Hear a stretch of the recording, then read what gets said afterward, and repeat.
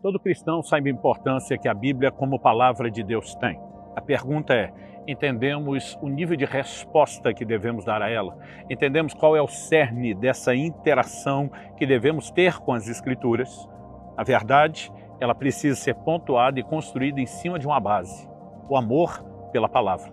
Esse é o assunto da nossa conversa hoje. Fique comigo e nos próximos minutos entenderemos um pouco mais esse princípio.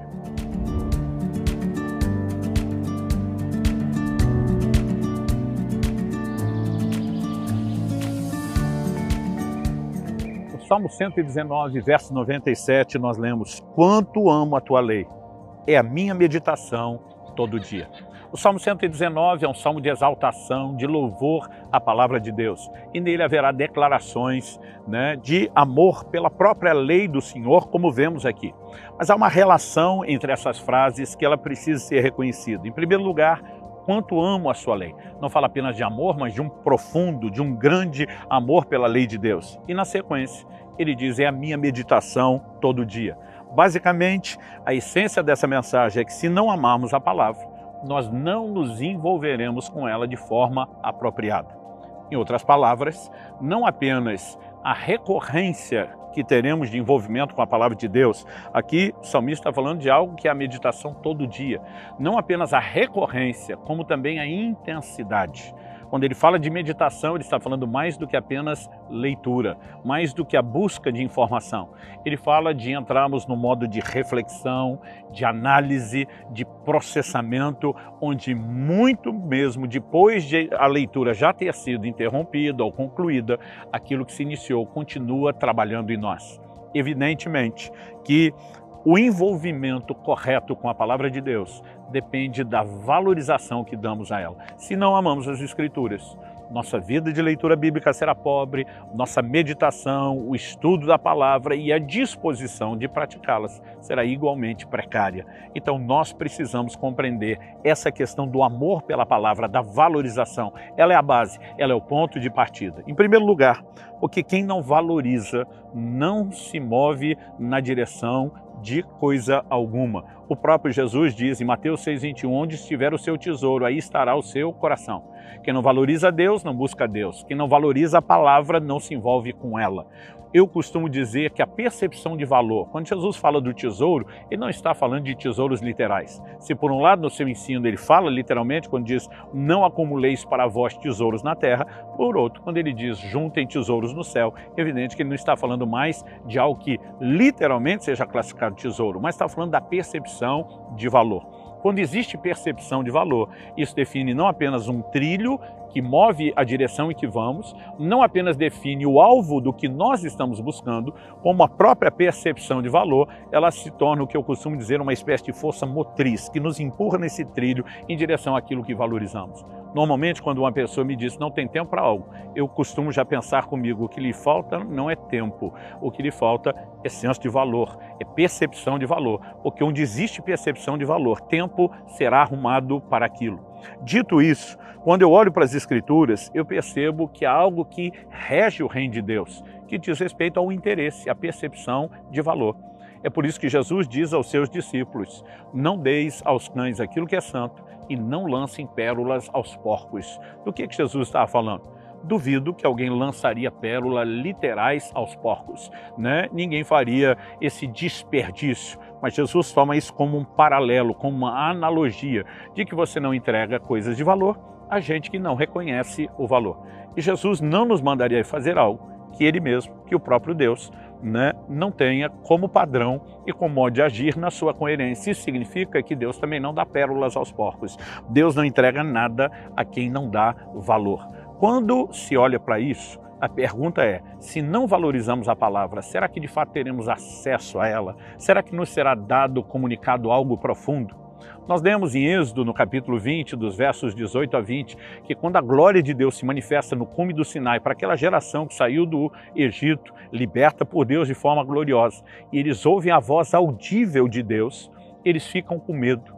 Em Deuteronômio, no capítulo 5, dos versos 22 a 27, Moisés recapitula esse evento de Êxodo 20 e diz, olha, nesse dia vocês ficaram com medo e pediram que Deus não falasse mais com vocês, que Ele falasse comigo e eu repassasse para vocês. A partir daquele dia, Deus não fala mais com todo o povo.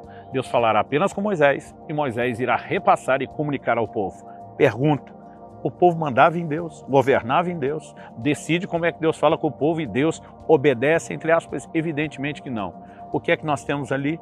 O momento onde o povo deixa de dar valor à palavra que lhe está sendo dirigida de forma direta, eles perdem a capacidade de usufruir e desfrutar aquilo, porque Deus não entrega nada para quem não dá valor. Se não valorizamos a palavra, se não entramos no... porque ninguém vai amá-la sem a percepção de importância, nós não poderemos desfrutá-la. Não apenas a maneira como nos envolvemos com ela será afetada, seja na intensidade ou na recorrência, como também a capacidade de usufruir certamente será comprometida.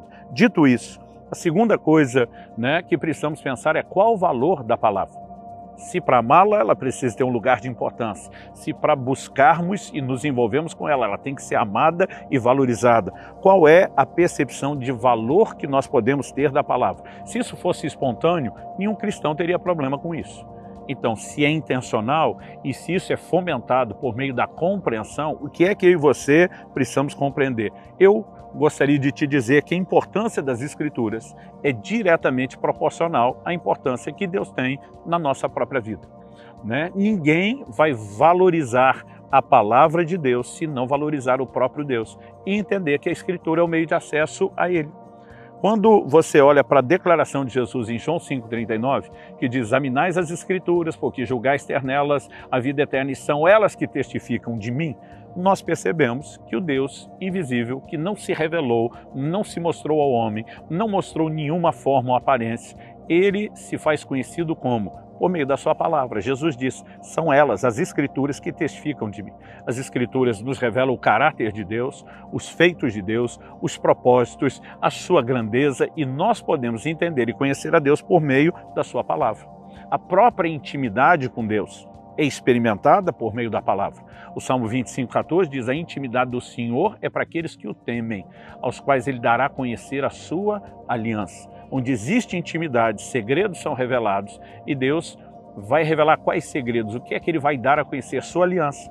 Uma das formas como a Escritura se refere à palavra de Deus. Então, se conseguimos entrar nesse lugar e nesse modo de percepção de valor, certamente não apenas temos um trilho que nos movimenta, mas temos algo que mantém aceso o coração no sentido de irmos nessa busca. Além dessa compreensão de que se Deus é importante, eu quero me relacionar com Ele, isso precisa acontecer por meio da palavra.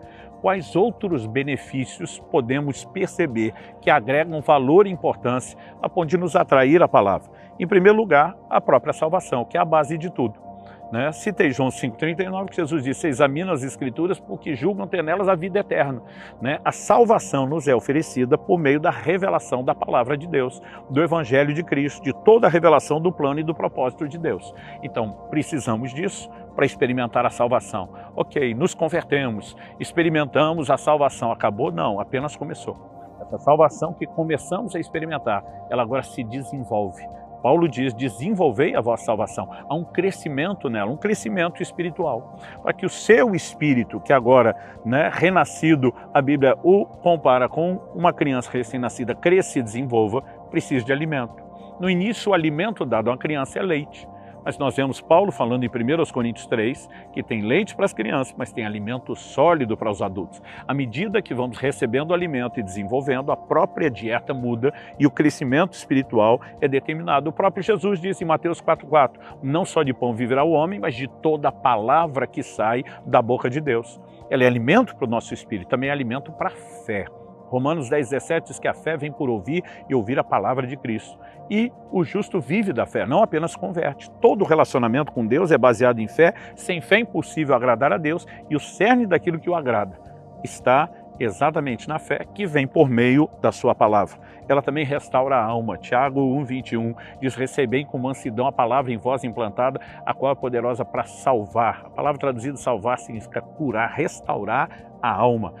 Nossa mente tem que ser renovada pela palavra de Deus, porque a transformação se dá pela renovação da mente. Ela vai curar, alinhar as nossas emoções. O Salmo 19,7 diz: a lei do Senhor é perfeita e restaura a alma. A palavra também nos proporciona vitória sobre o diabo. 1 João 2,14 fala: dos jovens são fortes, a palavra de Deus permanece neles e diz, e já venceram o maligno. Foi assim que Jesus venceu a Satanás nas tentações no deserto. Está escrito, está escrito, está escrito, pelo poder da palavra de Deus. Ou seja, se entendemos aquilo que está por trás dela, toda a relação com Deus e os benefícios, começa a haver uma valorização e a consequência. Então agora buscamos viver o que a própria Escritura determina. Em Colossenses 3,16, habite ricamente em vocês a palavra de Cristo. Como que ela habita ricamente em nós? Espontaneamente entra em nós? Não. Precisamos gastar tempo nos envolvendo com a palavra. E a Bíblia está dizendo de nos enchermos, que ela habite ricamente, que nos enche. Qual o propósito de nos encher? Nos levar a transbordar, tanto pela forma como vivemos, como também aquilo que compartilhamos. Aliás, depois de que a palavra habite ricamente em vocês, a Escritura diz em Colossenses 3,17, instruam, aconselhem-se mutuamente em toda a sabedoria. Para que a gente possa instruir, temos que conhecer. Como conhecer a palavra? A ponto de estar cheio dela. Em primeiro lugar, a leitura bíblica. Todos precisam ler a Bíblia. Porque Jesus nos ensina a orar o pão nosso de cada dia de hoje e disso também não vivemos só de pão, mas da palavra. Então, cotas diárias, leitura bíblica. Mas a Bíblia também fala sobre meditação. Josué capítulo 1, versos 8, medita no livro dia e noite. O Salmo 1 fala a mesma coisa. Mas Jesus também fala de examinar as Escrituras. Aí nós temos um terceiro nível, além da leitura e da meditação, que é o estudo. À medida que vamos crescendo, deixamos o leite, entramos no alimento sólido. Há como se aprofundar nos estudos, com auxílio de pessoas, dos mestres, de muitos materiais, e cada vez mais refinamos a percepção e o conhecimento. Que Deus nos ajude, assimilando a compreensão, traduzir isso num comportamento prático. Ame a palavra, encha-se dela e transborde a forma de viver e de compartilhar.